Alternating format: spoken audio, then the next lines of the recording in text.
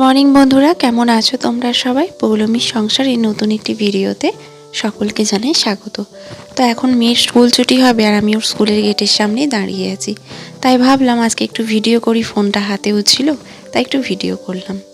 Morning, সকাল সকাল মেয়েকে স্কুল থেকে নিয়ে এলাম। স্কুল থেকে নিয়ে এসে মেয়েকে ফ্রেশ করিয়ে ওকে বসালাম কয়েকটা রেড গ্রেপস মানে লাল আঙুর আর একটু অরেঞ্জের চারটে আর কি 4-5টে অরেঞ্জের দিয়েছি, মানে কমলা লেবুর যে পিস হয় 4-5টা দিয়েছি।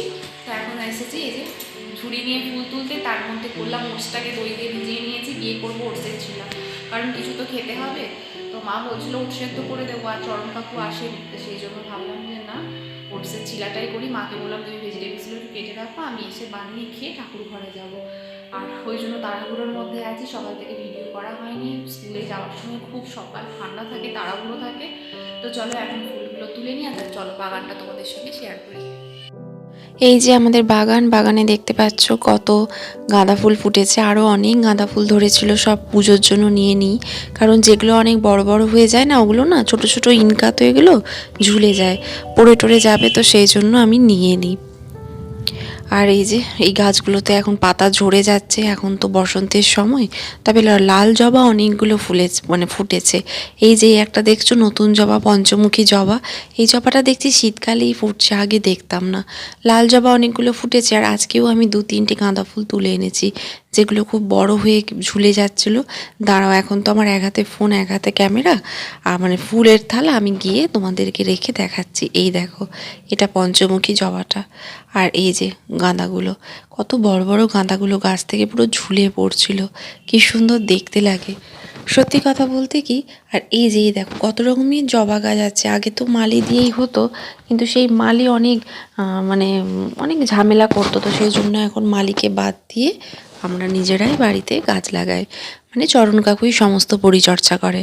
আর এই যে এখানে আরেকজন বসে আছে ফল নিয়ে, প্রায় আধা ঘন্টা আগে তাকে ফলটা দিয়েছি, এখনও খাওয়া হয়নি।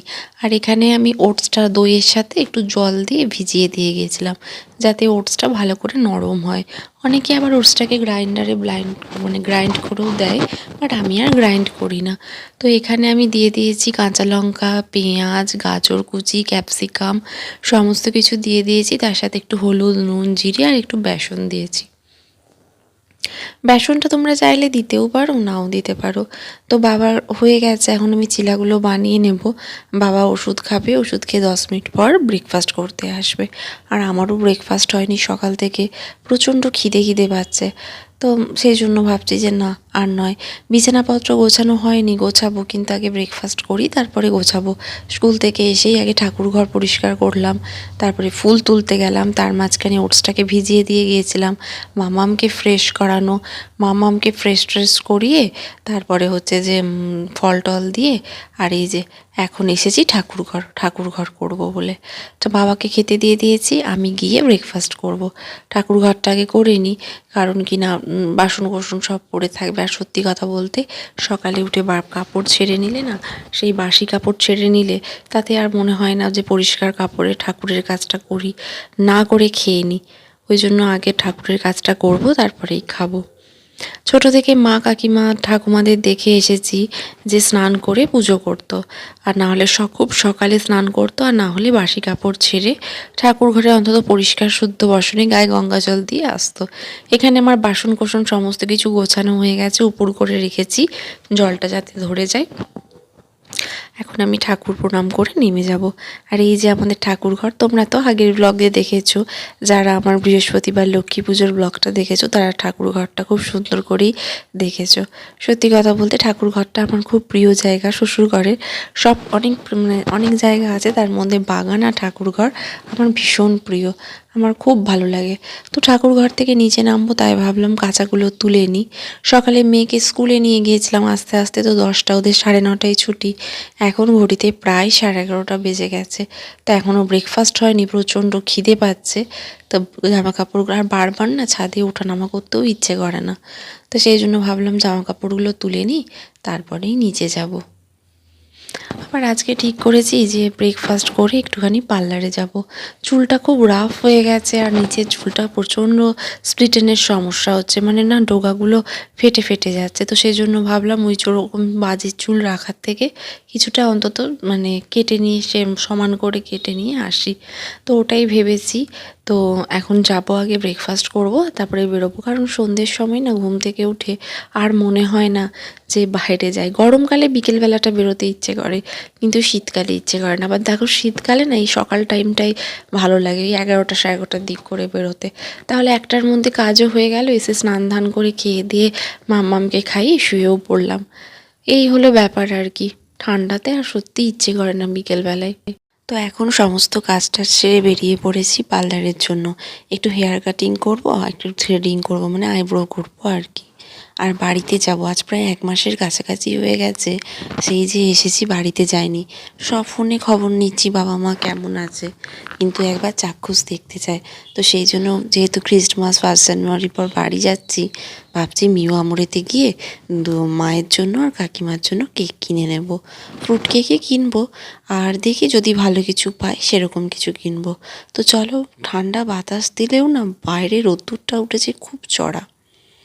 তো যাই হোক, সমস্ত কিছু করে বাড়ি গিয়েছিলাম। আর এখন এই যে পার্লারে, এই পার্লারটা আমার বাড়ির সামনে, মানে আমার বাবার বাড়ির সামনে। আমি ছোট্টবেলায় ক্লাস 4 থেকে এখানেই এসে হেয়ার কাটিং করি। তো এখানে হেয়ার কাটিং করে করে না, এখান ছাড়া সে যত বড় পার্লারই খুলে যাক না কেন, ল্যাকমি, লরিয়েল, বাট হেয়ার কাটিংয়ের জন্য আমাকে এখানেই আসতে হয়। আর খুব সুন্দর হেয়ার কাটিং করেছে, নিজের ফেসটাই আমার চেঞ্জ লাগছে। আর এখন সমস্ত কিছু করে আবার এলাম মায়ের কাছে। কিছু জামা কাপড় ছিল যেগুলো আমি আগের বারে রেখে চলে গিয়েছিলাম, সেগুলো এখন নেব। একটু মা বাবার সাথেও গল্প করলাম, দেখা করলাম, দিয়ে এখান থেকে বেরিয়ে যাব। সঙ্গে কাকু নিয়ে এসেছে এত জিনিস দেবে বলে। ভিডিওটা না এন্ড করা হয়নি, এসে এত টায়ার্ড ছিলাম, ঘুমিয়ে গিয়েছিলাম। আর এখন এই জাস্ট ঘুম থেকে উঠলাম। তো তাই এখন ভিডিওটা এডিট করে ভাবছি পাবলিক করবো, এখনও এডিট কমপ্লিট হয়নি। আর তো ভাবলাম এডিট করে পাবলিক করব, কিন্তু পাবলিক কী করব, করতে গিয়ে দেখি যে আমার ভিডিওটা তো আমি এডিটই করিনি, শেষ মানে এডিট করেছি, শেষ করা হয়নি। তো সেই জন্য এখন আজকের ভিডিওটা আমি এখানেই এড করলাম। তো চলো বন্ধুরা, যদি কিছু ভালো লাগে থাকে ছেড়ে যাওয়ার আগে অবশ্যই একটা লাইক, শেয়ার এবং সাবস্ক্রাইব করতে কিন্তু ভুলবে না। আর এই যে এখানে আরেকজন ঘুমোচ্ছে, সেই ব্ল্যাঙ্কেট থেকে উঠার, সত্যি আজকে প্রচুর ঠান্ডা। তো চলো, দেখা হচ্ছে পরবর্তী কোনো এক্সাইটিং ভিডিওতে। তো ভিডিওটা এন্ড করে দিয়েছিলাম, কিন্তু তারপরে ভিডিওটা আবার কন্টিনিউ করলাম। তো সন্ধেবেলায় চলে এসেছি চা বানাতে। বাবাকে মাকে চা দিয়ে দিয়েছি, আর আমি দুধ চা ছাড়া খাই না। আর এই কনকনে ঠান্ডাতে দুধ চা ছাড়া বসায়ও না। মা মুগ ছোলা ভিজিয়ে রাখে, এই মুগ ছোলাগুলো 2-3 দিন ধরে ভেজানো থাকে। অনেকটাই একসাথে ভিজিয়ে দেয় মুড়ি টুড়ির সাথে চাট করে খাওয়ার জন্য। এমনিও খাই স্প্রাউট হিসেবে। আর সকালবেলায় বাবা বাইরে গিয়ে এই সমস্ত বিস্কিটের প্যাকেট নিয়ে এসেছে। সমস্ত বিস্কিটই প্রায় শেষ হয়ে গিয়েছিলো, সঙ্গে চানাচুর, ঝুড়ি ভাজা, ওগুলো আর বের করিনি, ওগুলো রাখা আছে। তো ওই জন্য আমার চা হতে হতে আমি ভাবলাম যে বিস্কিটগুলো ঢেলে নিই। তো এখানে যেমন দেখলে কুকিজ আছে 2 রকমের, ক্রিম ক্র্যাকার, তারপরে মারিগোল্ড, এগুলো আছে। সঙ্গে সঙ্গে আমার মেয়ের জন্য ক্রিম বিস্কিট আছে, নোনতা বিস্কিট আছে। তো সমস্ত বিস্কুটই আছে। তো আমি সব বিস্কুটগুলোই ঢেলে নেবো, কারণ কি কুচুম কুচুম করে ঢালতে আমার নিজেরই অসুবিধে হয়, প্রচুর টাইম লাগে। আর তারপর কি বলো তো, সেই তো ঢালতেই হবে। অনেক থাকলে তখন প্যাকেট রেখে দিই, এখনও যেমন রেখে দেবো ক্রিম ক্র্যাকারটা আর মারিটা, কারণ এই দুটো বিস্কিট ঢালা আছে। তো যাই হোক, এখন এগুলো গুছিয়ে নিয়ে আর রান্নাঘরে বাসন কোসন গোছানো, জল ভরা, আমার সন্ধেবেলায় যা যা কাজ থাকে মোটামুটি সবই হয়ে গেল। তো ভাবলাম আজকে সারাদিনটাই যখন শেয়ার করলাম, সন্ধ্যের এই ভিডিওটাও তোমাদের সঙ্গে শেয়ার করি। তো সেই জন্য ভিডিওটা আবার শুরু করলাম। তো এন্ড করেও আবার শুরু। তো যাই হোক, চলো বন্ধুরা, দেখতে থাকো ভিডিওটা। তো চলো বন্ধুরা, ভিডিওটা আজকে এখানেই শেষ করে নিলাম। যদি কিছু ভালো লাগে ছেড়ে যাওয়ার আগে অবশ্যই একটা লাইক, শেয়ার এবং সাবস্ক্রাইব করতে কিন্তু ভুলো না।